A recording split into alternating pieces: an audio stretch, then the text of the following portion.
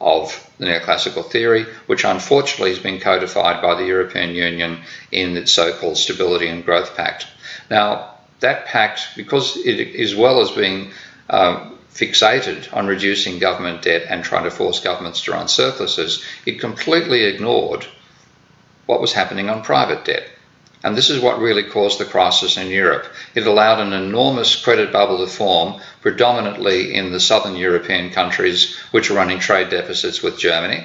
But let's look at Spain in this particular case, because nobody can criticise Spain for not doing the right thing according to the Maastricht Treaty. What I'm showing here in this graph is the 60% of GDP debt level that the Maastricht Treaty set as the maximum amount that it wanted to have governments accumulate, and therefore wanted their own deficits of 3% or less of GDP. That meant that the only country, and this is the case, the only country in Europe that for the duration of the Maastricht Treaty, of the euro prior to the crisis, actually ran below the Maastricht Treaty limit of 60% of GDP as government debt. The only country to do that was Spain. So if the treaty was correct, this is the right way to manage an economy, it should have been a successful economy, because we know what actually happened. It had a credit crisis, and the credit crisis occurred. We don't know how the credit crisis, we know how the crisis. The cause of its crisis has been obscured by not focusing upon private debt. What actually happened, while government debt was falling, the reason it could fall in Spain was there was an enormous bubble in private debt, taking Spain from a debt level of roughly 80% of GDP, private debt of 80% of GDP before the formation of the euro, to 220% of GDP, and then it plunged after that. Now, if you look at the credit, which is change in net private debt per year, what you see is that peaked before the crisis hit at about 40% of GDP. No wonder Spain was booming. But when that plunged, for reasons I explain in my book, Can We Avoid Another Financial Crisis? When that plunged from plus 20% to minus 20%, plus 40% of GDP to minus 20% of GDP, that's what caused the collapse in the Spanish economy. So rather than being sensible management, the Maastricht Treaty and the Stability and Growth Pact was setting Spain up and the rest of Europe for a financial crisis.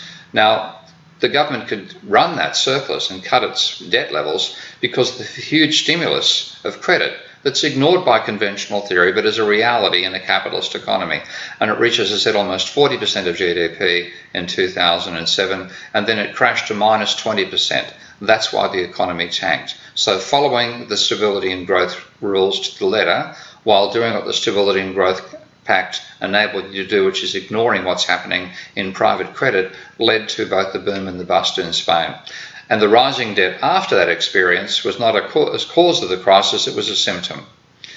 Now, when you then take a look at the relationship between credit and unemployment, you get this type of outrageously strong correlation graph. The correlation coefficient here, anybody who's wondering, is minus 0.94, and that's for the correlation between credit and unemployment from 1986 through to 2016.